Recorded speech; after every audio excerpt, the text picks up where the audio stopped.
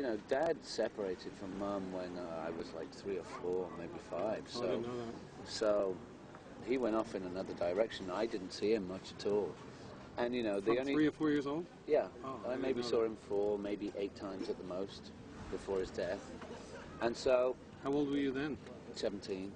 So in 14 years, you had 8 meetings with your dad. Maybe a few more here and there, but it was few and far between. Was it fatherly or? It was difficult.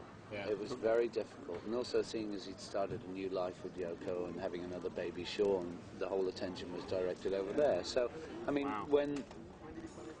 when Mum separated, you know, all she asked for was clothes for my back, food for my stomach, and enough money to put me through school.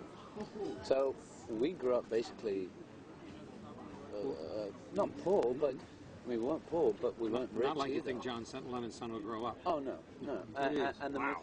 And it was very difficult for her and for me because the majority of people still today in the world believe that, you know, I've had millions since I was 3 years old. If you would have asked me, I would have said that. Yeah, and I've always worked for my own money. I've waited, I've done this, I've done that, and finally I took off with music. So, I mean, everything that I've done and my mother has done has purely come from our own hard work, you know. And it seems that everyone knowing or hearing of your father seems like they know your father, and how is that? Yeah, well, it's very difficult because, I mean, I appreciated the man's music very much. I think he and the rest of the guys in the Beatles were phenomenal.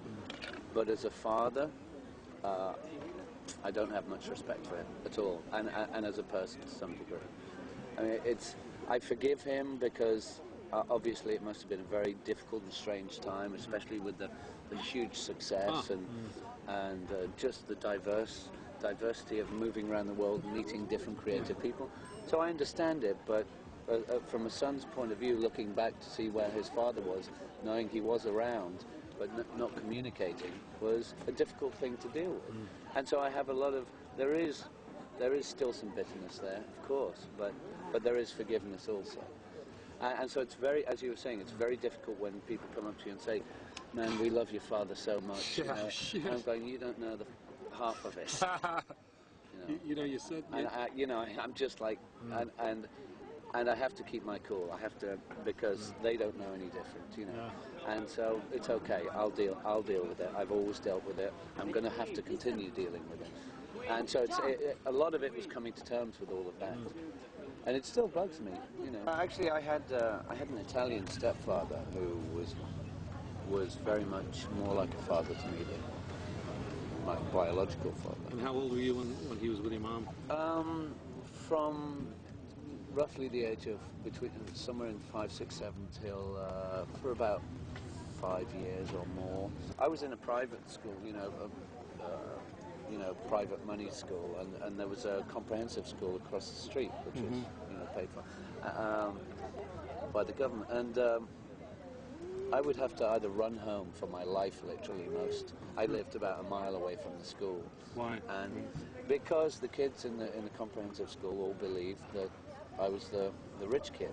I've tried to explain it so many times in interviews and magazines, and they say, yeah, sure. Did you ever try and explain that to your father? Well, no, it was too late. You know, I was just trying to get to know him in the first place, and it was difficult enough as that was. You know, What do you remember about that? It was a lot of distance. You know, I wanted to run up and grab him and hold him and say I loved him, but he didn't know how to handle that. I mean, it was very. I mean, I can understand that point of view. You separate from a kid, you have a kid somewhere in the world that you know is in England, and you're living in America with a new family, and your kid wants to come over and see you, and you don't know him. It's got to be strange, it's got to be weird for him. In a sense, you didn't know him, and you really wanted to embrace him. I wonder if there was any but I was also scared at the same time, because there had been certain situations where he was quite verbally aggressive. You know, if I did something wrong, it wouldn't just be Jules, you know. Did he hit you? I mean, what do you mean? No, verbally aggressive? Verbally aggressive. Did you ever live with him? It would scare the living daylights out of me, and has affected me in life. Wow. I mean, how old were you when you remember some of these things happening? It was through 11 to 17. Did you ever live with him? Did you ever live together? No.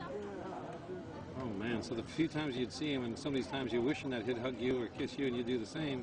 You'd do something, and he verbally was aggressive. I used to smile a lot and laugh a lot, and I really got shouted at heavily for enjoying life.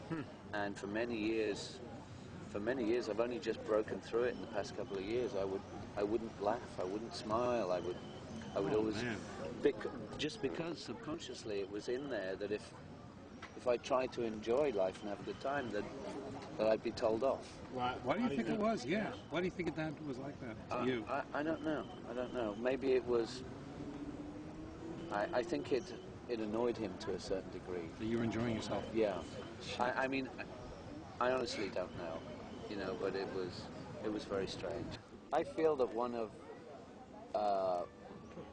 well, I wouldn't say it was his fault, but I feel one of the difficulties that Dad had with me being around was, I mean, you're never ready for children, but I think he definitely wasn't ready for children. Was he young?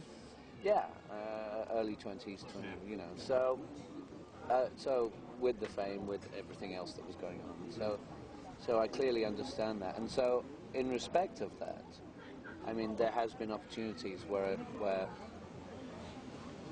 I could have had children, but in my own heart and mind and soul, I feel that there will be a right time, and that I have too much work to do at present for the next couple of years. After I've achieved the goals that I've set forth in my own mind, then I can seriously consider a family and taking care of that family and looking after them as best as I can. As I've in the past gone on without him in my life, I continue to do so. But obviously there are times when I think about him a lot. And maybe I do talk to him while I'm lying in bed looking at the ceiling. Maybe he does hear me. So, you know, I missed him then, I miss him now, but it's part of life. I have to accept that, and I have to live my own life, and that's the most important thing for me to do at this time, you know. Not being too funny about it, I felt a lot of warmth and compassion from you and what you said to me, and Why don't you be the dad? if I could get a little hug. Absolutely. It's very strange and very bizarre, and publicly maybe, but who gives a damn? But here we are. You know, fuck it. That's cool. Very cool. God, what a band. We need to stay in touch.